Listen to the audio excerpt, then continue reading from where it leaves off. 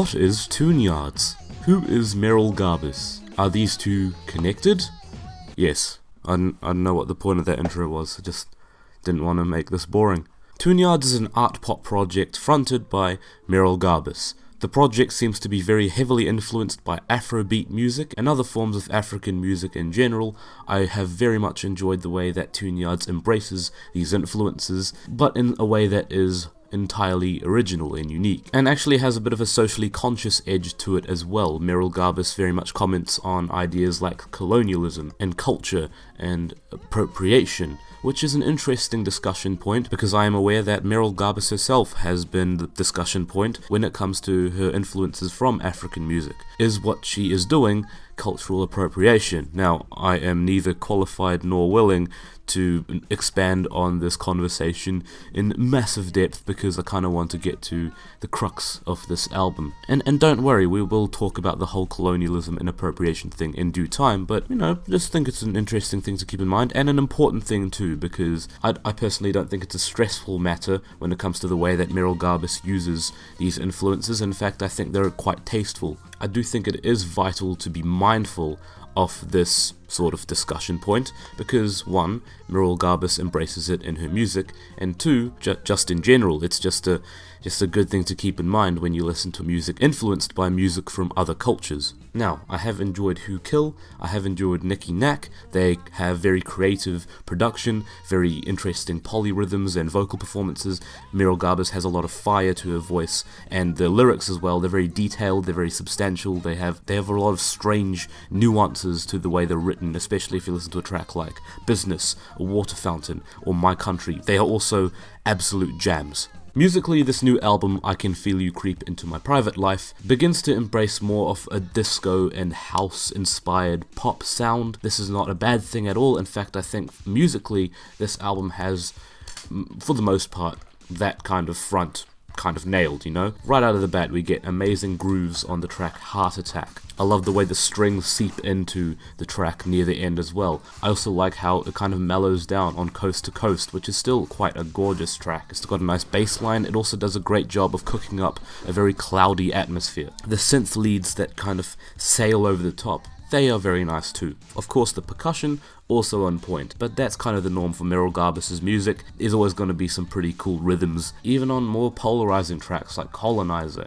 and Now Is Then. There are these little glitchy instrumental moments, electronic manipulations. I do think that these glitchy moments fit snugly into the groove of the track. Even some of the slow jams are alright. I do think Home is just far too clumsy of a song. I feel like by the end, the way it tries to shoehorn in this bouncy rhythm, it's off sync, it sounds tacked on, whereas a track like Hammer does this a lot better. I also appreciate a lot of Merrill's vocal harmonies too, like on Private Life. I do think ending off the album with the track Freak was a little bit of a buzzkill because it just kills off all of that energy that the album had been building up over its runtime. But, you know, you win some, you lose some, I guess, you know. These are great opportunities for Tune-Yards to show off just how well they can put out a good jam in terms of the whole alternative dance sound they're putting forward. I think this album has the grooves, I think it has the interesting rhythms, and also has the colourful instrumental palette to kind of make things a little spicy. Now, the lyrics, on the other hand, let me put it this way.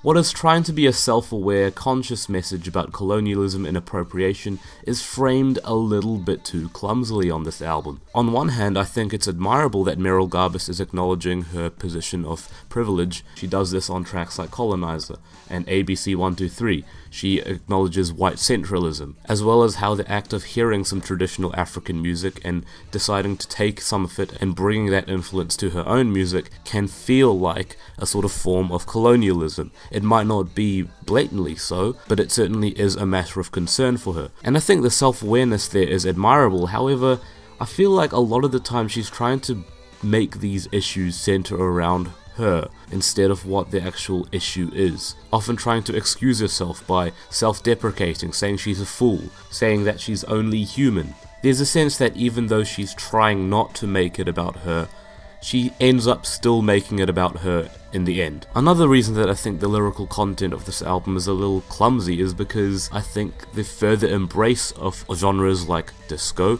and house-inspired dance music doesn't leave her enough room to really expand on many of the points she's putting across. A lot of the songs here tend to rely on repetition, which is kind of standard fare for a lot of this kind of dance music, but I don't think it opens up enough opportunity for her to expand on some of the cultural appropriation and colonialism points that she seems to be trying to present on this album. She has managed to tell rich and very detailed stories and strange lyrical verses with a lot of substance to them on tracks like Water Fountain in the past, and I'm sure those who have heard the song will agree that that is an absolute jam with just so many crazy dance rhythms. So she has managed to hit that balance between lyrical content and instrumental jamminess. Here though, I think there's just been a bit of a compromise. That combined with some of the clumsy framing of the lyrics makes this just a little bit hard to swallow. As much as I could appreciate the idea of a socially conscious dance album, which I think Tune Yards has kind of nailed in the past, I feel like there are far too many misfires for me to kind of let